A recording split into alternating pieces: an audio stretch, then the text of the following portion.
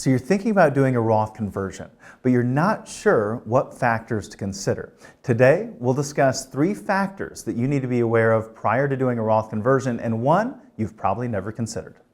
Hey, my name is Casey Weed. I'm the CEO and founder here at Howard Bailey Financial, and we're here to discuss taxes. We're here to discuss your IRAs and moving that IRA, that tax-deferred IRA, to a Roth IRA and key factors you should consider. Now, throughout the video, if you have any questions regarding anything that I discuss, I want you to drop those questions right down in the comment section, and I'll be sure to address each and every one of those. If you have other things that you would like me to produce in a follow-up video, please drop those ideas in there as well. And if there's anything that I overlook, I'm not perfect, please let me know, and I will follow up as well with that follow-up video. Now today, we're talking about factors to consider when doing a Roth conversion. And first and foremost, you're watching this channel, you probably already are aware of what a Roth is, what a traditional IRA is, and what a Roth conversion is. So I won't get into all the nuanced details there. We're really thinking about the factors we need to consider, and of course, one that you probably haven't considered. But from the basic standpoint, what we're talking about is taking those IRA dollars that you've never paid taxes on. Maybe it was in a 401k or 457, a workplace retirement plan. You rolled it over to an IRA, may still be inside of your workplace retirement plan. And you're saying, should I take some of these dollars I've never paid taxes on, and I know that I'm going to be forced to pay taxes on them at some point in the future, whether I need to or not, I'm going to have to pay taxes on it. My kids are going to have to pay taxes on it. Should I go ahead and lock in those taxes today, move the dollars out of my tax-deferred retirement account, pay those taxes, and move it into a Roth IRA, maybe even a Roth 401k if you're doing a conversion inside of your plan. And in doing so, now you know you've never have to pay taxes on those dollars again. You've locked in your current tax rate, and they're going to grow tax-free without the need for you to take required minimum distributions. You'll also be passing those assets on to your heirs tax-free. Now, if you've decided to do this, which I encourage everyone that we visit with to at least do the analysis and see if this makes sense. This could be one of the most impactful areas of financial planning that you do around your retirement. In doing this, there's 4 factors we're going to be discussing. Let's start with number 1.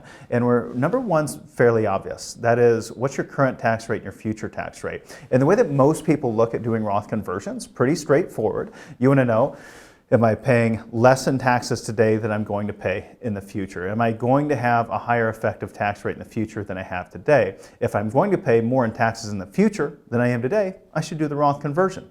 If instead I'm going to pay more in taxes today and less taxes tomorrow, I probably shouldn't do the Roth conversion. And that's the basic starting point. But one of the key factors there is determining what current and future tax rates are going to look like. And that, for most people, is pretty easy to determine, that they assume, in general, taxes will go up in the future. If we just simply look at the history of tax rates, we can recognize that we're in one of the lowest tax rate environments in history. And we should take advantage of those lower tax rate environments that we find ourselves in. And I've never asked anybody, probably thousands of people I've asked this question to, I've never had anybody ever say they believe taxes will be lower in the future than they are today. So in general, we believe taxes will probably be higher in the future. That being the case, sometimes we just stop our analysis there and we go, yeah, we should do a conversion, but we shouldn't stop there. We have to consider the next factor. The next factor being Social Security taxes. This is where we get into some of those that are less often looked at or maybe overlooked. So your Social Security benefits, they will be taxable based on your income in retirement. And that is something known as combined income. So your combined income is what is used to determine how much of your Social Security will be taxable. That's not your AGI, your MAGI, your modified adjusted gross income.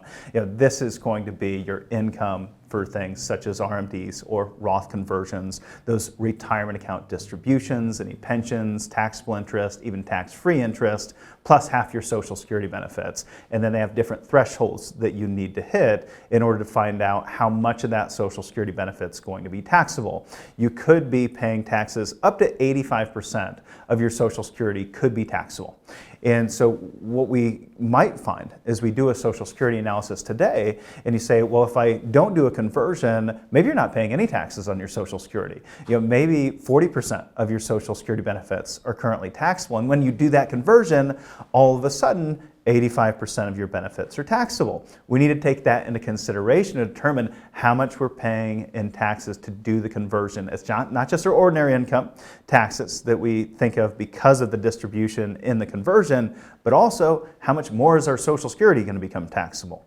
But then we also need to look long term. When we look out on that spectrum, and let's say you get to be 80, 75, 80, 85, you look down the road, and due to your required minimum distributions coming out, maybe you weren't paying much in Social Security taxes. Now your RMDs are getting bigger and bigger. And as those RMDs get bigger, now more and more of your Social Security is becoming taxable. And that IRA is now making you pay more in taxes because now it's making you pay more in Social Security taxes. And so we want to consider what the long-term impact of that is. And what if we do a conversion today? For some families, they're converting all of their tax-deferred retirement accounts over to Roth. And then we fast forward, and someday we're not paying potentially any taxes on our Social Security in the future, and we get a lot of tax savings long term. So we want to look at it over the long term and also look at those Social Security taxes today. The next factor that we want to consider is the one that's quite often not considered. And so what do we talk about? Current and future tax rates. We talked about income-related monthly adjustment amounts as it relates to your Medicare and then your Social Security taxes. This next one is paramount and could be pivotal in your decision on how much you want to convert and over what period of time you want to convert your IRA to a Roth. And that is your rate of return on your investments. Your projected rate of return on your investments is paramount to determine how much you're going to do in conversion. And this might seem like common sense, but let me break it down. And this starts with us always looking at this thing called a break-even analysis. So we want to know, when are we going to break even on our conversion? And if you've done any Social Security planning, this is one of the key factors in planning for Social Security.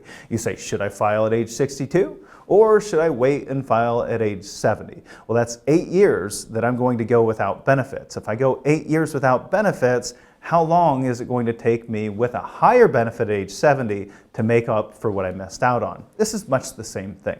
If you're going to take an IRA today and convert that IRA to a Roth, and maybe you don't have any distributions you need to take from that account, now you're paying taxes on dollars over the next several years and doing those conversions that you wouldn't have had to pay otherwise. So the only reason we do that is that if it comes back to us in the form of lifetime taxes. And if we're looking at lifetime taxes, our lifetime taxes are made up of these different elements. Our ordinary income tax. How much are we paying in ordinary income, state, local taxes by doing that conversion today? And what are we paying over our lifetime? And Social Security taxes are also needing to be factored in there. You need to factor in any Medicare premium penalties in order to do the conversion. So you have to factor in all of these different things in order to determine what our lifetime taxes are going to be. We recently looked at an analysis for this couple, 65 years old, and they're looking at doing about $65,000 in conversions over the next 5 years. If they do $65,000 in conversions over the next 5 years, when they don't need to take anything from that IRA, it's going to cost them a lot in upfront taxes. So we want to know, when do we break even? When do we get back that original investment? And then it may seem like common sense, as I said, if that rate of return gets higher, then we're going to catch up much sooner. And it's quite dramatic. So if we go from a 5% rate of return to a 7% rate of return, we may be cutting that break-even point by over a decade. So we may get over a decade faster that we get back to our break-even point just because we earn an extra 2% in rate of return. And this gets really exacerbated as we go from 5% to 6% to 7% to 8%. We catch up much sooner.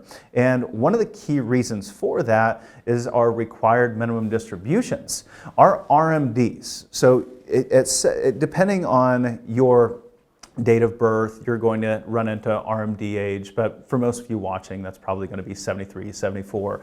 Let's say that your required distribution age is 74. The way they calculate your required minimum distributions is based on mortality. So they use a mortality table and it gives you a divisor. You take the value of your IRA, divide it by that divisor, which is essentially your life expectancy, and that results in a percentage that you need to take out. That percentage at 74 is about 4% of the value of your IRAs, cumulatively. Now, if we fast forward to 84, that number is about 6%. If we fast forward to 94, then we're taking about 10%. And so if our IRAs are growing significantly in value, we can see that that can become a real problem. And if we have, for instance, a $1 million IRA and we're drawing 4% out, that's $40,000.